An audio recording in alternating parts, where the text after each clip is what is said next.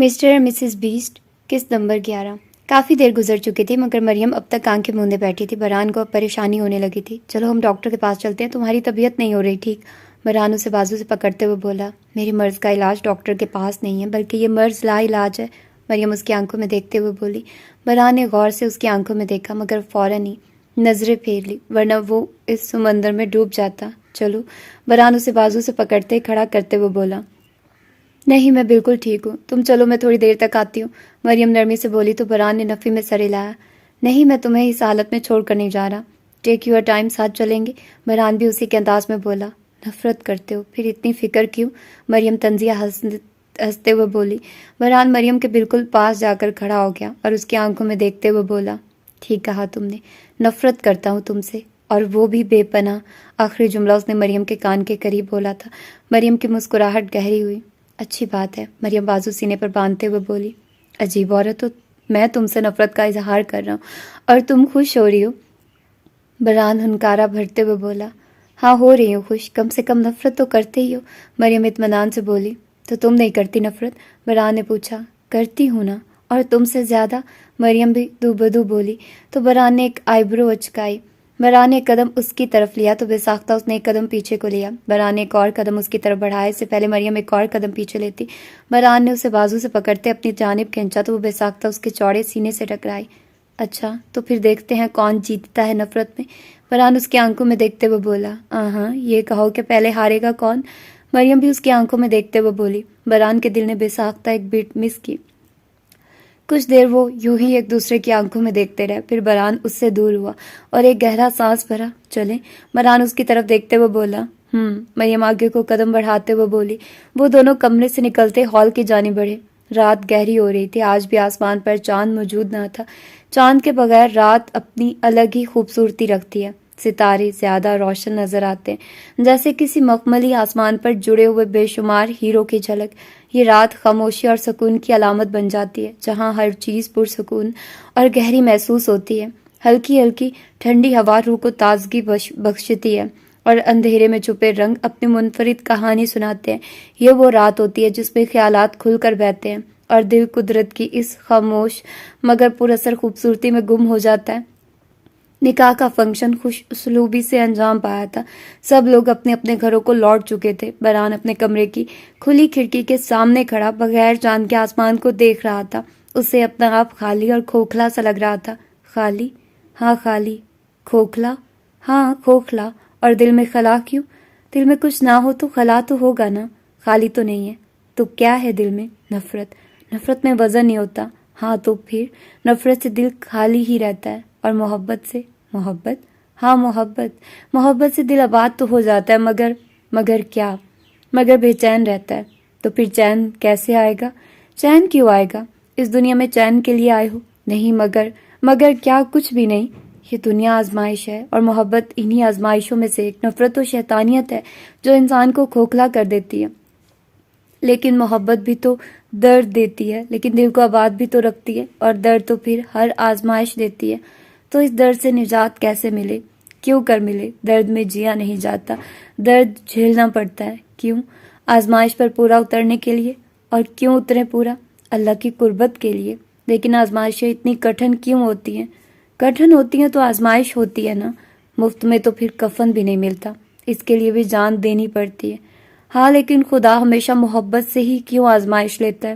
کیونکہ جب خدا آپ سے محبت کرتا ہے تو وہ آپ کو آزماتا ہے، اور آزمائش تو پھر سب سے زیادہ عزیز چیزوں سے شروع ہوتی ہے نا، جیسے کہ محبت۔ ہاں، محبت۔ اس کی آنکھیں آسمان پر تاروں کی بکھری روشنی کو تک رہی تھی۔ برہان گہرے گہرے سانس بھر رہا تھا، اس کے دل میں ایک دھواں اٹھنے لگا تھا جس کی جلن اس کی آنکھوں میں واضح ہوتی تھی۔ تم مجھے چھوڑ تو نہیں دو گے؟ اس کے دماغ میں بار بار مریم کے یہ الفاظ کسی کوڑے کی طرح برس رہے تھے۔ اس نے ایک اور گہرا سانس بھرتے اپنے چہرے پر ہاتھ پھیرا۔ کیا ہو رہا ہے مجھے؟ کیوں اپنا آپ مجرم لگ رہا ہے؟ برہان نے خود سے سوال کیا۔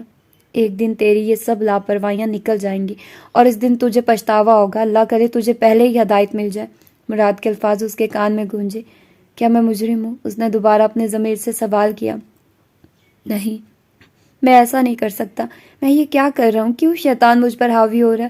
میں کیسے اس کا دل توڑ دوں؟ میں ایسا کیسے کر سکتا ہوں؟ نہیں، میں ایسا نہیں کروں گا، ہرگز نہیں، برہان نے خود کو ملامت کیا۔ اس کے اندر ایک جنگ چل رہی تھی، اس کے ضمیر اور شیطان کی جنگ، جس پر اب تک شیطان غالب رہا تھا، مگر اب اس کا ضمیر اسے ملامت کرتا غالب آ چکا تھا۔ برہان نے ایک گہری سانس بھری اور آنکھیں بند کی تو اس کی آنکھوں کے پردے پر وہ کرب زدہ آنکھیں جھلمل کرتی سامنے آئی۔ برہان نے جھٹ سے آنکھیں کھولی۔ کیوں؟ آخر کیوں میرے دماغ پر سوار ہو کر بیٹھ گئی ہو تم؟ کیا چاہتی ہو آخر؟ برہان نے اپنے بالوں کو مٹھی میں جکڑا۔ کچھ دیر مزید خود سے جنگ کرنے کے بعد وہ واش روم میں جاتا ٹھنڈے شاور کے نیچے کھڑا ہو گیا، مگر اس کے دل میں لگی آگ کسی طور کم نہ ہوئی۔ روم، اٹلی۔ رات کے سائے میں روم کی قدیم گلیاں پراسرار کہانیاں سناتی تھیں۔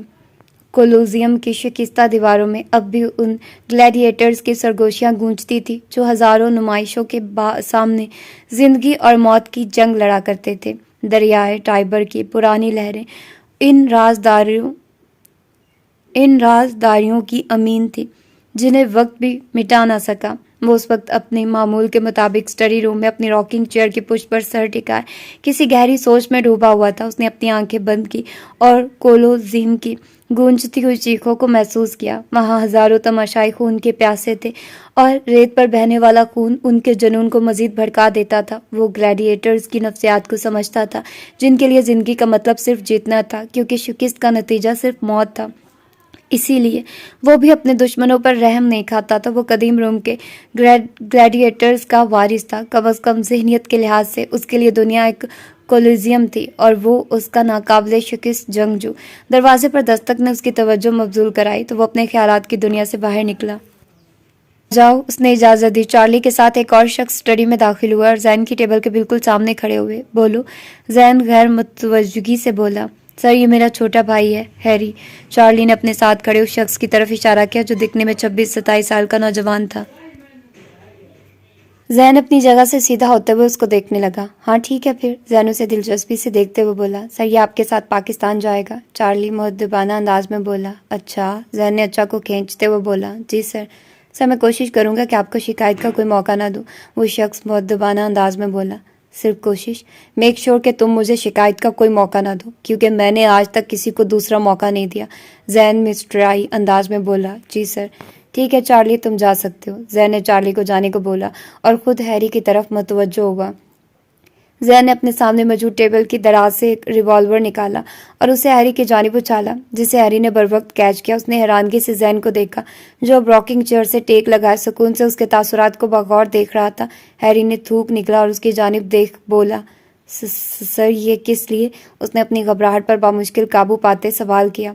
اس ریوالور سے میرا نشانہ لو اور شوٹ کرو، زین سکون سے بولا، جبکہ اس کی بات سنتے ہیری کے چہرے کا رنگ فک ہوا۔ سر، یہ آپ کیا کہہ رہے ہیں؟ میں آپ کو کیسے؟ نہیں سر، میں ایسا نہیں کر سکتا، وہ حیرانگی اور پریشانی کے ساتھ بولا، جبکہ زین ہنوز سکون سے اسے دیکھ رہا تھا۔ تو پھر ٹھیک ہے، مجھے نہیں تو پھر خود کو شوٹ کر لو، زین اطمینان سے بولا۔ ہیری نے بامشکل تھوک نکلا اور اسے رحم طلب نظروں سے دیکھنے لگا۔ تمہارے پاس دو راستے ہیں، یا مجھے شوٹ کر دو یا پھر خود کو، دا چوائس از یورز، وہ سکون بھرے لہجے میں بولتا۔ ہیری کا سکون برباد کر گیا۔ ہیری کچھ دیر ریوالور کو دیکھتا رہا اور آنکھیں ضبط سے میچتا ہمت پیدا کرتا ریوالور کے اپنے سر پر رکھ دیا۔ اس نے آنکھیں کھولتے ایک نظر اس شفاف انسان کو دیکھا اور پھر دوبارہ آنکھیں میچتا ٹریگر کو دبا دیا۔ مگر یہ کیا، ریوالور میں تو گولی ہی نہ تھی۔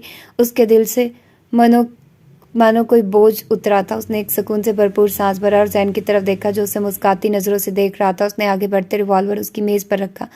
اس کو اپنے پاس رکھو، تم حقدار ہو اس کے، زین نے ریوالور کی طرف اشارہ کرتے ہوئے کہا تو ہیری بغیر کسی چو چرا کے ریوالور اٹھا گیا۔ جا کر تیاری کر لو، ہم کل پاکستان جا رہے ہیں، زین اسے حکم دیتا راکنگ چیئر کو گھما کر اس کی پشت سے ٹیک لگاتا سکون سے آنکھیں موند گیا۔ ہیری اس کے حکم کی تائید کرتا کمرے سے باہر نکل گیا۔ وقت ایک بے قرار سمندر کی مانند ہے جس کی ہر لہر زندگی کے کسی نہ کسی لمحے کو بہا لے جاتی ہے۔ یہ ایک ایسا بے رحم میزان ہے جو نہ کسی کے لیے رکتا ہے اور نہ کسی کی التجاؤں پر جھکتا ہے۔ جو اس کی لطافت کو سمجھ کر اسے سوار لیتا ہے وہ کامیابی کے زینے چڑھتا ہے، اور جو اسے بے دریغ گوا دیتا ہے وہ حسرتوں کی بھٹی میں جلتا رہتا ہے۔ وقت کا ہر لمحہ ایک انمول ہیرا ہے جسے یا تو تراش کر اپنی تقدیر کا تاج بنایا جا سکتا ہے یا بے قدری کی خاک میں ملا کر ضائع کیا جا سکتا ہے۔ یہی وقت وہ آئینہ ہے جو انسان کو اس کی محنت، خواب اور قسمت کا عکس دکھاتا ہے۔ یہی سب سے بڑا استاد ہے اور یہی سب سے سخت منصف بھی۔ وقت ریت کی مانند ہے جو مٹھی میں قید کرنے کی جتنی کوشش کرو اتنی ہی تیزی سے انگلیوں کی درزوں سے پھسلتا جاتا ہے۔ یہ نرم، خاموش اور بے نشاں بہتا ہے، مگر جب گزر جاتا ہے تو اس کی کمی چٹان کی طرح دل پر نقش چھوڑ جاتی ہے۔ یوں ہی وقت کی ڈور ہاتھ سے پھسلتی چلی گئی۔ شادی کی تیاریوں میں دن ایسے بیتے جیسے شام کے سائے میں کوئی بوسیدہ خواب جو آنکھوں کے کنارے ٹھہر کر بھی اپنا عکس نہ چھوڑ سکے، یا ادھورے گیت کی کھوئی ہوئی دھن جو ہونٹوں تک آ کر بے آواز رہ جائے، یا اجنبی گلی میں بجتی ہوئی ادھوری چاپ جو سنائی دے مگر دکھائی نہ دے، یا پھر خزاں رسیدہ شاخ سے ٹوٹا ہوا پتا جو ہوا کے دوش پر کہیں گم ہو جائے۔ وقت ریت کی طرح ہاتھ سے پھسلتا چلا گیا۔ شادی میں بچے کچے 2 دن ہی رہتے تھے۔ کارابی مینشن اور سلطان منزل کی تمام خواتین نے ان دنوں میں شادی کی تمام شاپنگ مکمل کی تھی۔ سب لڑکیوں نے اپنی مرضی سے شادی کے جوڑے لیے تھے، جبکہ موسیٰ اشال کو حنان کی اجازت سے بذات خود شاپنگ پر لے کر گیا تھا، جس پر موسیٰ نے اسے کہا تھا، ایک تو تمہارا بھائی کسی ناک کی طرح میرے سر پر منڈلاتا رہتا ہے، بھیا میں کون سا کوئی غیر ہوں، شوہر ہوں تمہارا، تمہیں اپنے ساتھ لے جانے کے لیے بھی اس نواب زادے کی اجازت لینی پڑتی ہے۔ موسیٰ چڑھ کر بولا تو اشال نے منہ پر ہاتھ رکھتے اپنی ہنسی کا گلا گھونٹا۔ دوسری طرف مریم آفس کے کچھ امپورٹنٹ پروجیکٹس میں پھنسی ہوئی تھی۔ نہ اس کو گھر پر وقت دینے کے لیے وقت مل رہا تھا، نہ ہی اپنے لیے شادی کی شاپنگ کرنے کے لیے۔ اس وقت دوپہر کے 12 بج رہے تھے۔ وہ ابھی بھی آفس میں بیٹھی کام کرنے میں مصروف تھی۔ اس کی مخروطی انگلیاں مسلسل لیپ ٹاپ پر چل رہی تھی۔ اتنے میں حاتم آفس میں داخل ہوا۔ مریم نے آنکھ اٹھا کر اسے دیکھا اور مسکراہٹ اچھالی۔ آؤ آؤ دلہے صاحب۔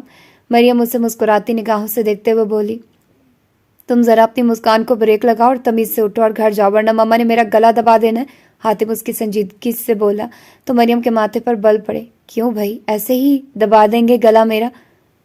مریم استزائیہ انداز میں بولی، نہ تم مجھے یہ بتاؤ شادی کی شاپنگ نہیں کرنی تمہیں؟ وہاں پر مما میرا سر کھا رہی ہیں کہ میں نے تمہیں کام پر لگایا ہوا ہے۔ حاتم اسے شکوہ کرتے ہوئے بولا، ہاں ہاں کرنی ہے شاپنگ، کون سا میری ابھی شادی ہو جائے گی سب۔ مریم لاپرواہی سے بولتے دوبارہ لیپ ٹاپ کی طرف متوجہ ہونے لگی ہے۔ ٹھیک ہے، حاتم نے جھٹ سے لیپ ٹاپ کی اسکرین کو بند کر دیا۔ چلو اٹھو اٹھو اور گھر جاؤ، شرافت سے، مار نہ کھا لینا تم میرے سے۔ حاتم روب سے اسے اٹھاتے ہوئے بولا کہ مریم نے اسے حیرانگی سے دیکھا۔ اچھا بھائی، جا رہی ہوں۔ مریم اسے کہتے اپنا سامان اور گاڑی کی چابی اٹھاتے آفس سے باہر نکلی۔ دوسری طرف کارابی مینشن میں بھی سب کی بھاگ دوڑ مچی ہوئی تھی۔ سب لوگ شادی کی تیاریوں میں مصروف تھے۔ کل مائیوں کا فنکشن تھا اور تیاریاں ویسی کی ویسی پڑی تھی۔ آپ اپنے اس نالائق بیٹے کو فون کریں، پتہ نہیں کہاں مر گیا ہے۔ رباب بیگم محمد صاحب سے جہاں کو فون کرنے کا کہتے ہوئے بولی، جو 3 دنوں سے دوستوں کے ساتھ بیچلرز ٹرپ کے بہانے گھر سے نکالا ہوا تھا، مگر اصل وجہ کاموں سے فرار تھا۔ ہاں میں فون کروں، جیسے میری بڑی سنتا ہے تمہارا نکما بیٹا؟ محمد صاحب بولے۔ ہاں اب میرا بیٹا ہو گیا، رباب بیگم چڑھ کر بولی۔ اتنے میں بران سیڑھیاں اترتے ہوئے نیچے آیا اور ان دونوں کی تکرار پر اپنی مسکان دبائے وہاں سے گزرنے لگا کہ رباب بیگم کی آواز پر رکا۔ بیٹا کہیں جا رہے ہو؟ جی مما، ایک کام سے جا رہا تھا۔ بران بولا، چلو ٹھیک ہے جاؤ۔ ان کے کہتے ہی بران نے اپنے قدم باہر کی جانب بڑھائے اور اپنی گاڑی میں بیٹھتے گاڑی کو گیٹ سے باہر نکالا۔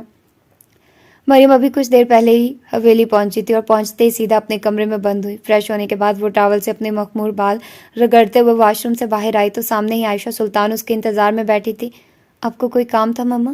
مریم ٹاول کو سائڈ پر رکھتے ہوئے بولی۔ تم نے شادی کی شاپنگ نہیں کرنی؟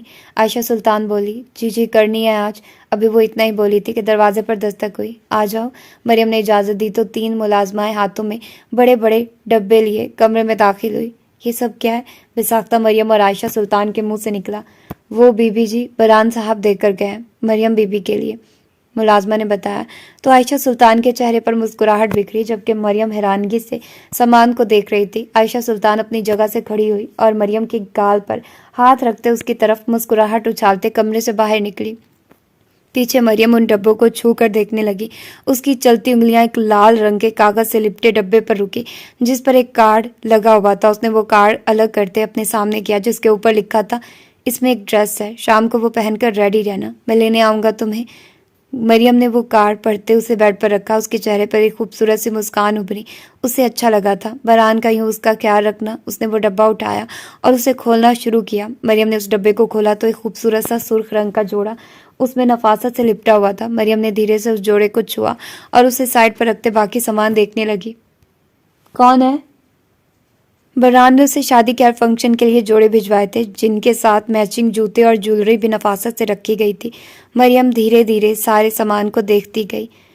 شام کا سایہ گہرا ہو رہا تھا۔ شام کا سایہ ایک منفرد احساس وقت کی عکاسی کرتا ہے جو نہ صرف فطرت کے رنگوں میں بلکہ انسان کی نفسیات میں بھی گہرے اثرات چھوڑ جاتا ہے۔ جب سورج غروب کی دہلیز پر قدم رکھتا ہے تو آسمان کی رنگت میں ایک عجیب سا تغیر آ جاتا ہے، جیسے زمین اور آسمان کے درمیان ایک خاموش گفت و شنید ہو رہی ہو۔ ہوا میں ہلکی سی سرد مہربانی ہوتی ہے جو دل میں بیک وقت سکون اور ملال کی ایک عجیب سی کیفیت پیدا کرتی ہے۔ درختوں کے سائے لمبے ہو کر زمین پر ایک تاریک پردہ ڈالتے ہیں، جیسے وقت نے خود کو دھیرے دھیرے چھپانا شروع کر دیا۔ یہ شام کا سایہ نہ صرف قدرت کا خوبصورت منظر ہے بلکہ ایک فلسفیانہ سوالات کی گہرائی میں غوطہ زن ہونے کا لمحہ بھی ہے۔ ہر زاویہ، ہر رنگ اور ہر درخت کی حرکت میں ایک کہانی چھپی ہوئی ہوتی ہے جو زندگی کی پیچیدگیوں، فانی ہونے اور ابدیت کی آرزو کے درمیان ایک پل کے مانند دکھائی دیتی ہے۔ اس سائے میں انسان کا دل اپنی تنہائی اور داخلی کشمکش کا عکاس محسوس ہوتا ہے، جیسے یہ دنیا اور خودی کے درمیان ایک بگڑی ہوئی ہم آہنگی کا اشارہ ہو۔ برہان اپنے کہے کے مطابق مریم کو لینے کے لیے سلطان حویلی پہنچ چکا تھا۔ عائشہ سلطان نے اسے اندر آنے کے لیے اصرار کیا مگر اس نے معذرت کرتے ہوئے کہا، نہیں آنٹی، بس آپ مریم کو بھیج دیں، ہمیں دیر ہو جائے گی۔ برہان احترام سے بولا، چلو جیسے تمہیں مناسب لگے، وہ بس آ رہی ہے۔ عائشہ سلطان بولتی اس سے گھر والوں کی خیریت دریافت کرتی اندر کی جانب بڑھی۔ برہان مریم کا انتظار کرتے ہوئے گاڑی کے بونٹ سے ٹیک لگائے کھڑا تھا کہ اتنے میں مریم باہر آئی اور برہان کی طرف بڑھی۔ وہ اس کے دیے ہوئے سرخ جوڑے میں ملبوس تیار ہو کر اس کے سامنے آئی، جس میں وہ آسمان سے اتری کوئی حور معلوم ہوتی تھی۔ وہ اس کے سامنے کھڑی ہوئی اور اسے پکارا، برہان۔ برہان نے آنکھ اٹھا کر اسے دیکھا، اس کی آنکھیں جھکنے سے انکاری ہوئی۔ اس کا دل دھڑکنا بھول گیا۔ ایک لمحے کو اس کی دھڑکن رکی اور اگلے ہی لمحے اس کا دل تیزی سے دھڑکا۔ وہ یک ٹک اسے دیکھ رہا تھا۔ اس کا دل اچانک سے گدگدانے لگا اور سانسیں بھاری ہونے لگی۔ تازہ گلاب، اس کے زبان سے جملہ ادا ہوا۔ مریم حیرت سے اسے دیکھ رہی تھی۔ برہان خود پر لعنت بھیجتے نظریں جھکاتا سیدھا ہوا اور ایک بار پھر نظر اٹھانے کی غلطی کی اور نظریں پھر ساکت ہوئی۔ کیا تھا یہ؟ نفرت؟ انتقام؟ نہیں تو پھر محبت؟ ہاں محبت تو ہو چکی ابتدا، ہاں ہو چکی۔ برہان اسے مبہوت سا دیکھ رہا تھا کہ مریم نے اس کے قریب آتے اس کی آنکھوں کے سامنے چٹکی بجائی۔ کہاں کھو گئے؟ برہان ہوش کی دنیا میں لوٹا تو اس نے فوراً سے پہلے اپنی نظروں کا زاویہ بدلا۔ کچھ نہیں، چلو۔ برہان اسے پیسنجر سیٹ کی طرف اشارہ کرتے ہوئے بولا، حالانکہ وہ اب تک اپنی بے ترتیب دھڑکنوں کو سنبھالنے میں لگا تھا۔ اس نے آگے بڑھتے پیسنجر سیٹ کا دروازہ کھولا اور مریم کو اندر بیٹھنے کا اشارہ کیا۔ مریم خاموشی سے اندر بیٹھی تو اس نے آرام سے دروازہ بند کیا۔ اسے گاڑی میں بٹھاتے وہ خود گھوم کر ڈرائیونگ سیٹ پر آن بیٹھا اور اس کی طرف متوجہ ہوا۔ جادو کر رہی ہو نا مجھ پر مدھو مکھی؟ برہان نے اسے سوال کیا تو بے ساختہ مریم کی نظریں جھکی۔ برہان نے سکون سے اس خوبصورت منظر کو دیکھا۔ کچھ دیر وہ مزید اس کی طرف دیکھتا رہا، پھر اس نے گاڑی سٹارٹ کرتے گیٹ سے باہر نکالی۔ کچھ دیر ان کے بیچ خاموشی حائل رہی، پھر مریم بولی، تم نے خواہ ہی اتنا تکلف کیا، اس سب کی ضرورت نہیں تھی، میں ویسے بھی آج شاپنگ کے لیے جا ہی رہی تھی۔ مریم مروت سے بولی، اس میں تکلف کی کیا بات ہوئی؟ تم بیوی ہو میری اور تمہاری ہر ضرورت میری ذمہ داری ہے، اور ذمہ داری نبھانے میں تکلف کیسا؟ برہان ڈرائیونگ کی طرف ہی متوجہ ہوئے بولا، لیکن ابھی رخصتی تو نہیں ہوئی نہ، ابھی تو صرف نکاح ہوا ہے۔ مریم نظریں اپنی گود کی طرف رکھے ہوئے بولی، تو تمہاری نظر میں نکاح کوئی چیز نہیں ہے؟ اگر میں بغیر نکاح کے تمہیں رخصت کروانے آ جاتا تو تم آ جاتی میرے ساتھ، یہ کہنا چاہتی ہو تم؟ برہان ہنستے ہوئے بولا، اب میں نے یہ بھی نہیں کہا۔ مریم شرمندگی سے بولی۔ کچھ دیر پھر ان کے بیچ خاموشی حائل رہی۔ تم بدلے لگ رہے ہو، مریم اس کی طرف دیکھتے ہوئے بولی جو سامنے روڈ کو دیکھ رہا تھا۔ برہان نے گہری سانس بھری اور بولا، تھک گیا ہوں تم سے لڑ کر۔ برہان تھکے وہ لہجے میں بولا، ابھی سے؟ مریم نے طنز کیا۔ ہاں ابھی سے، برہان نے صاف گوئی کی۔ وہ واقعی اپنے ضمیر سے لڑ کر تھک چکا تھا۔ ہم کہاں جا رہے ہیں؟ مریم نے موضوع بدلتے سوال کیا۔ ڈیٹ پر، برہان نے شرارت سے کہا تو مریم اچھل کر سیدھی ہوئی۔ کیا مطلب؟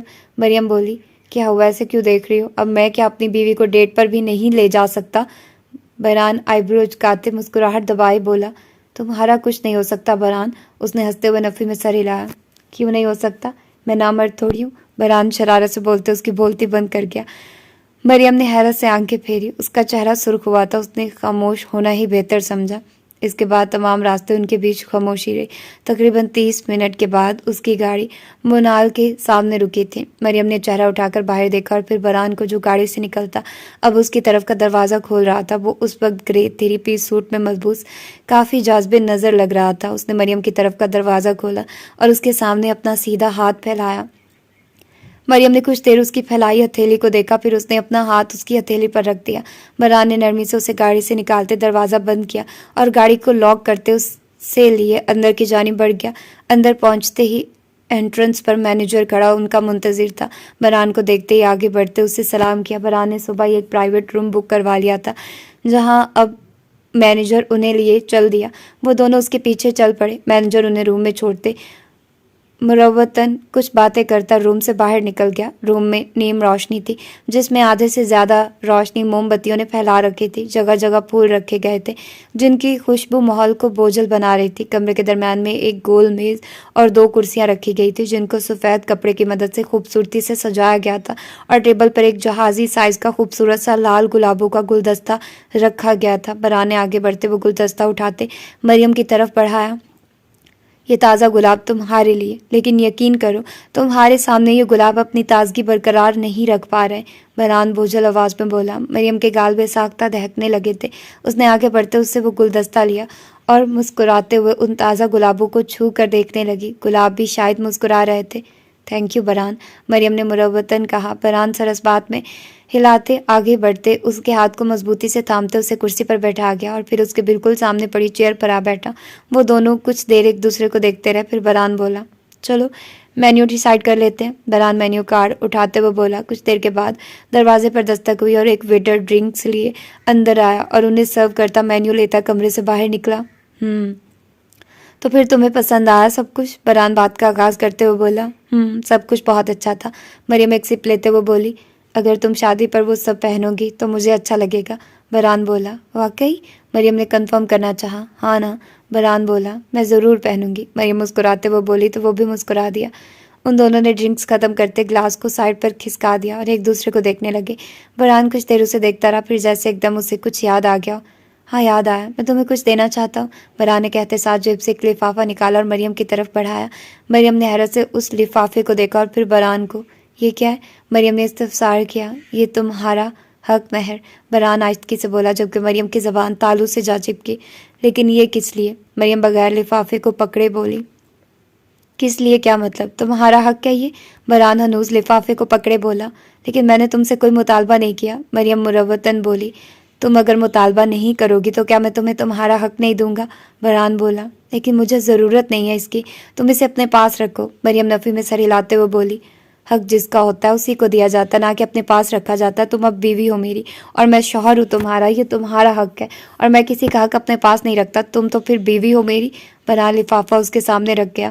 برہان تم عجیب ہو، مریم آخر ہار مانتے لفافے کو قبول کر گئی۔ جیسا بھی ہوں اب تمہارا ہوں، برہان مسکراتے ہوئے بولا تو وہ بھی مسکرا دی۔ کچھ دیر بعد ہی کھانا آ چکا تھا۔ ان دونوں نے سکون سے کھانے کے ساتھ انصاف کیا اور پھر برہان نے چائے کے ساتھ میٹھے کا آرڈر دیا۔ کچھ ہی دیر میں چائے آ چکی تھی۔ چائے سرو کرتے وقت غلطی سے ویٹر سے تھوڑی سی چائے مریم کے کپڑوں پر گر گئی۔ I'm sorry ma'am, I'm really sorry، میں نے جان بوجھ کر نہیں کیا، وہ ویٹر گھبراتے ہوئے بولا۔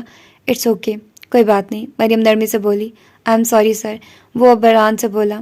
کوئی بات نہیں، غلطی انسان سے ہی ہوتی ہے، برہان بھی نرمی سے بولا تو وہ ویٹر کمرے سے باہر نکلا۔ برہان نے مریم کو دیکھا جو ٹیشو سے کپڑے صاف کر رہی تھی اور پھر اس نے برہان کی طرف دیکھا۔ میں ذرا واش روم سے ہو کر آتی ہوں، مریم برہان سے بولتے اپنی جگہ سے کھڑی ہوئی۔ میں ساتھ چلوں؟ برہان اس کے ساتھ کھڑے ہوتے ہوئے بولا۔ نہیں، میں چلی جاؤں گی، مریم بولتے ساتھ باہر نکلی جبکہ برہان سر اس بات میں ہلاتا واپس اپنی جگہ پر آ بیٹھا۔ تو یہ تھی آج کی دوسری ایپیسوڈ، ہوپ فلی کہ آپ لوگوں کو اچھی لگی ہوگی۔ اب یہ زین کا کیا سین ہے اور یہ زین کون ہے یہ تو ابھی ہمیں نہیں پتہ چل سکے گا، کیونکہ جب تک ہم لوگ نہیں پڑھیں گے تو ہمیں پتہ نہیں چلے گا۔ تو باقی یہ کہ ناول ہلکا پھلکا مزے کا ہے، ہوپ فلی کہ آپ لوگوں نے انجوائے کی ہوگی آج کی ایپیسوڈ۔ اب ہم اس پر کیا تبصرہ کریں، شادی چل رہی ہے ان کی اور ان کا یہی سین چل رہا ہے، اور برہان کا یہ ہے کہ وہ آف کورس ظاہر سی بات ہے کتنی دیر تک اس کی بیوی ہے اور پھر ہے بھی، وہ اس کو کہیں نہ کہیں پسند بھی کرتا ہے، لیکن وہ کب تک ایسے نفرت کا لاب کہتا رہے گا۔ تو اچھی بات ہے کہ وہ کنفیس کر رہا ہے کہ ہاں میں تمہیں پسند کرتا ہوں، یا مطلب جو بھی وہ کہہ رہا ہے، وہ کیا اس نے نہیں پسند کا نہیں بولا، اس نے یہ کہا ہے کہ اب میں لڑ لڑ کر تھک چکا ہوں۔ تو خیر دیکھتے ہیں کہ آگے کیا ہوتا ہے۔ مجھے لگ رہا ہے کہ یہ کسی نے جان بوجھ کر اس کے کپڑوں پر کچھ گرایا ہے تاکہ وہ واش روم میں جائے، یا پھر یہ مریم کی کوئی چال نہ ہو اس کو ٹیز کرنے کے لیے، تو ایسا کچھ ہو سکتا ہے۔ مجھے اتنا وہ کیا کہ سکون کے ساتھ چل رہا ہے تو مجھے ہضم نہیں ہو رہا، تو آگے دیکھتے ہیں کہ کیا ہوتا ہے۔ اپنا ڈھیر سارا خیال رکھیے گا، ملتے ہیں اس کی اگلی ایپیسوڈ میں کل۔ اللہ حافظ۔